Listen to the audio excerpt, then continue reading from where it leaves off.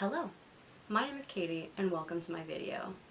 Today I'm doing my September wrap-up. These are most of the books I read in September. I'm going to do a separate wrap-up for everything I read during the Femme Fatale, which takes place from September 27th to October 4th, I believe. I might be wrong. But because that spanned kind of 2 months, I decided that would get its own wrap-up and I would just stop my September wrap-up at September 26th. So that's what I've done. This month I decided to experiment with doing a little bit of stat keeping on the books I've read. I've seen various other people do this in their videos. I thought it was a fun idea, so here we go. In the month of September I read 7 books. 2 were nonfiction, 3 were sci-fi, 1 was a thriller, and 1 was what I'm classifying as historical fiction. It might be considered literary fiction, but I don't think it really matters. Surprisingly, 5 of them were 5-star reads. 1 was a 4-star and 1 was a 3-star. 5-star is not actually that hard to get for me. If I can't think of a good reason not to give it a 5-star, then I'll usually give it a 5-star. So it's not super impressive, I guess. For me to have a lot of 5 stars, that's kind of normal. I read a total of 3,081 pages, which I think is pretty good. I'm just going to go in order of the date I finished the book instead of going lowest rated to highest rated, because I had so many 5-star reads that's not really that exciting. The first book I finished was The Night Swim by Megan Goldin. This is my first Megan Goldin book, and I think I'm going to have to pick up more. This was really interesting. We're following a woman who has a true crime podcast.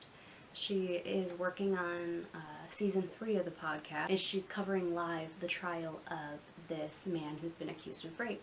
While she is in the town, she begins receiving letters from this woman who is desperate for her to help her solve the murder of her sister.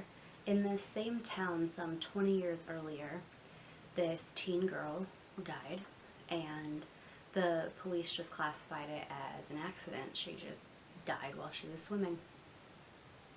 However, her younger sister truly believes it was a murder. The way that the past storyline merged with the present storyline, oh man. I'm not going to say it blew my mind, because there was a part of me that kind of thought that might be the case, though I truly didn't want it to be the case. And that was frustrating. But wow, this was written so well, and it tackled such a difficult subject. So be warned if sexual assaults, violence, things of that nature really affect you. Be cautious going into this. I don't remember it going into too graphic of detail, but it does surround a rape case, and they do discuss what it entails when you have to go in for a rape kit and things of that nature. So just, if that's going to bother you, steer clear of this book. If not, give it a go, because it was absolutely beautifully done. I gave this book 5 stars, easily. The next book I finished is one that I had been meaning to get to for quite some time, and that is Cibola by James S. A. Corey. This is book 4 in the Expanse series. The Expanse series is a space opera in which we are following the adventures of James Holden and his crew aboard their ship, the Rocinante. Book 4 was by far my favorite at this point. In each book in the Expanse series, we follow various perspectives. We always get James Holden's perspective, but then the other 2 or 3, sometimes 4 perspectives are from just random other people who impact the story. In this book, a couple of those other perspectives are from people that we've come into contact with in previous books, which was interesting because depending on how much you remember from that book, you kind of already have an idea of who that character is. So it was a little bit easier to really dive into this book because I didn't have to go through the process of getting to know several new characters. And that was really nice.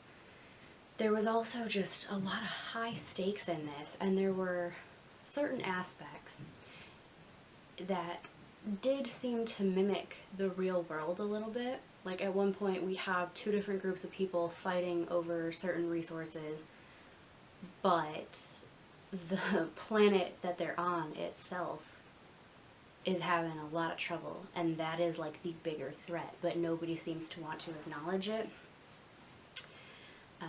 But yes, very, very good. I was extremely happy that I managed to get to this book finally, and I gave it 5 stars. The next book I finished was The Radium Girls by Kate Moore. I listened to this on audiobook, and wow. I don't know that I've ever had a book feel so impactful before. I went through a range of emotions. There were times when I was just so unbelievably sad for these girls. And then there were times that I was just pissed off at the entire world for what they were doing to them. If you haven't heard of The Radium Girls, it is a nonfiction book that explores the lives of these women who would paint the dials on watches. They used radium because it would glow in the dark. This was a very big industry, especially because when World War I came along, having the soldiers, or giving the soldiers the ability to be able to tell the time in the dark was a thing that the government was extremely interested in having. So what these girls would do when they would paint is they would stick the paintbrushes in their mouths to get a good point on the brush so that they could cleanly draw the numbers on. And they kept being told that, oh, radium's fine, it's fine, it'll actually bring you health benefits. Then it became, well, radium's not going to hurt you in that much of a dosage. It's too little, you're going to be fine. And they weren't fine. The radium did what radium does. It settled into their bones, and it's just, oh, it was disgusting. And thinking of the pain that these women must have been in as it ate away at their bodies, and that nobody was trying to help them, was truly heartbreaking. It is a little bit gruesome, though not terribly graphic, I would say. So unless you have an exceptionally weak stomach, I think you'll be fine reading it. Man, it was heartbreaking. The next book I finished was Nemesis Games by James S.A. Corey. This was not on my TBR for the month. However, I had such a good time while reading Cibola Burn that I just wanted to keep going with the series. This book is the first one in which every chapter perspective is from a member of the crew of the Rocinante. And that was amazing. I feel like I now know the ship's crew so much better. And I always cared about the crew. I always loved the crew. But I've gained so much respect for them throughout this book by getting to hear their inner thoughts and see the way they work through things. In this book, the ship is, the Rocinante, is docked for repairs, and for the first time since the crew got together, probably close to 10 years ago now, they are splitting up. They are going back home to see family and various other things, and then as they're all separated, the world goes to shit. And the stress that the crew felt by not having their other crew members there to back them up during their respective situations, I felt that stress. I felt it, and I thought, what great writing skill. That you can write a story, and not only can you describe the stress that the characters are under, but you can make the reader also feel that stress. This was wonderful. I gave this 5 stars. Oh man, this is my favorite book in the series. I don't see how any other book in the series will be able to top this one. The next book I finished was also a sci-fi, and that was The Space Between Worlds by Micaiah Johnson. This book follows, well, I'm going with Kara. It could be Kara, but I'm going with Kara because it's spelled with a C. This book follows our main character, Kara, and in this book, in this world, multiverse travel is possible, but you can only travel to other universes in which you are dead on that universe. So Kara is remarkably good at getting herself killed on other planets. So she is a prime candidate for multiverse travel. And this story kind of follows her traveling through the multiverse, but then there's also a plot line with some kind of like political intrigue that's going on in the Earth that she actually belongs to. So part 1 of this book was great. I was hooked. However, part 2 and part 3 kind of less so. It kind of felt as though when we skipped from part 1 to part 2 that we were getting almost like a different story, and then that ended and we went into part 3, which then also kind of felt like a different story. Like I feel like each individual part could have been its own book in a series, which was interesting because usually I prefer standalones when I can get them. Some interesting things in this book were the discussions on race and class. I found them to be quite good, and even though this is a sci-fi, I still felt they were relevant to a present-day reader. They also had an interesting discussion on sex work. In this world, they have this place that's simply known as the house, and essentially it is like run by sex workers.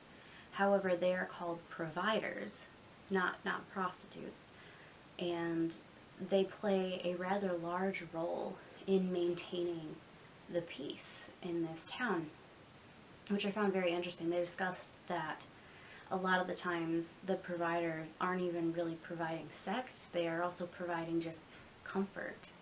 And I thought that was really interesting. I've never really seen a book look at things like that before. The romance in this is a little bit complicated because it's not really there. Like Kara talks about how she's in love with her her watcher, Dell. It's the woman who kind of just watches her and like listens for her while she's in these other universes, and then is the one who pulls her back when she's ready to come back or if she's in danger, that kind of thing. And Kara talks about how she's in love with her, but Dell doesn't seem to be interested, and this, that, and the other. But I never felt that Kara actually was interested in Dell. And I think I'm in the minority in that because I saw a lot of reviews where people were just like, oh my god, I ship them, Kara and Dell, I need more Kara and Dell. And I just didn't feel that way. Like, I don't really care about them being together because I never felt like they wanted to be together. For several reasons, I gave this book 3 stars. One was that I didn't find that the relationship, so to speak, to be believable. I didn't feel like they actually cared about each other. And then also just the pacing of it, how it felt like it jumped from one thing to the next without ever fully resolving the thing that happened before, or it would get resolved but way too quickly. Not a bad book. I think this is her first novel, and I will definitely be interested to see what Micaiah Johnson comes up with later, because conceptually I think she's great. I just think maybe some improvements in plotline and character development are needed. So I will probably pick up anything she comes out with next, just to see how it compares to this and if maybe she's grown a little bit as a writer. The next book I finished was Our Revolution by Bernie Sanders. This took me all month to read pretty much, and not because it was bad or boring or anything like that. I just really didn't have the mental bandwidth to read nonfiction for a lot of the month. So it took a little bit to get through. Interestingly enough, this was not exactly what I thought I was getting, but I liked it better because of that, and that doesn't normally happen to me. The first half of this book discusses Sanders' 2016 presidential campaign, and I thought that was really interesting. It's kind of like an inside look on how campaigns work, and I really enjoyed that. He makes no bones about his disagreements with other politicians. However, you can still tell that he respects them for the work they have done. For example, he will talk a lot about things that that Obama did, or the bills he passed, laws he enacted, things like that, that he did not think were good. However, you can always tell that he still respects the man for his position and the good that he did do, because he doesn't just talk about the negatives, he also discusses the positives, and he also would talk about how if he wanted to talk privately with President Obama, he was always open to that. He also discussed Hillary Clinton, which is interesting because she was his rival in this campaign. And again, there he discusses things that he disagrees with her on, but you can tell he still respects her. He mentions at one point that people can say a lot of things about Hillary Clinton, but they can never say that she is unintelligent. And he discussed that he went to a meeting with her once, or a meetup of some kind, where people were asking her questions about her healthcare plan. And he said she talked about her healthcare plan, which he says was not simple, it was very complex, and yet she was able to speak on it for 45 minutes and answer satisfactorily every question posed to her, and she had no notes. That's how well she knew her stuff. And I have been thinking about that. I read that bit probably in the first week of September, and that has stuck with me this whole time, because I think to be able to speak that highly of someone who is your rival says a lot about who you are as a person. The second half of the book goes into what he thinks needs to happen in this country to just to make it the best that it can be. He doesn't just give statistics, he doesn't just throw numbers at you. He uses real-world examples that people will have come into contact with to explain his points, which I really appreciated because it brought it a little closer to home. It was easier to read because instead of just being given a figure, I was also given an example, and that made me really have a better understanding of what his proposals were getting at. What I also really loved was that he doesn't just talk about what he would do if he were president. He also talks about what he's doing now and what he's been doing in the position that he currently holds. And I really liked that because it's not just idealistic for him. It's not just, if I were president, this is what I would do, but oh well, I'm not. He's saying, this is what I would like to do if I were president, and in the meantime, this is what I'm trying to do to make these things come to pass.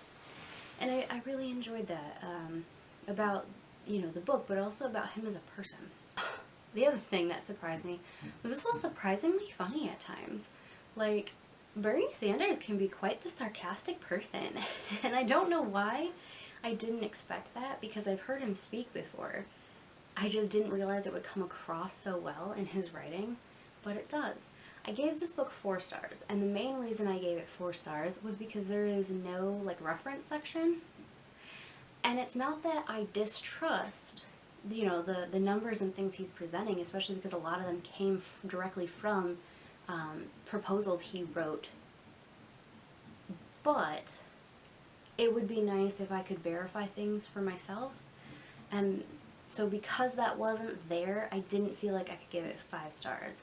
I need to be able to verify things for myself. And this didn't really give me the opportunity to do that. The final book I finished in September, well, before the Femme Fatale started, was Rules of Civility by Amor, Towles.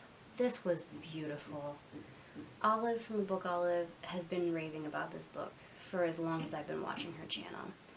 And I finally picked it up and I get it. From the very first page, I didn't want to put it down. The writing is beautiful and immersive, and it really pulls you in to Katie's story. I wouldn't say this is very, like, plot-driven, because essentially we're just following our main character, Katie's life throughout the course of this year. But I was completely captivated by her. I want to live in her world. I want to be her friend. Her strength and her wit were fantastic. I didn't want this book to end. And I can tell you, I most definitely will be reading it again at some point. 5 stars. And those are the books that I read in September. If you have read any of these books, or would like to read any of these books now, let me know in the comments below. I would love to hear your thoughts. If you like my content, then subscribe. Stick around. I'd love to see you in my comments. Thank you for watching. I hope to see you soon.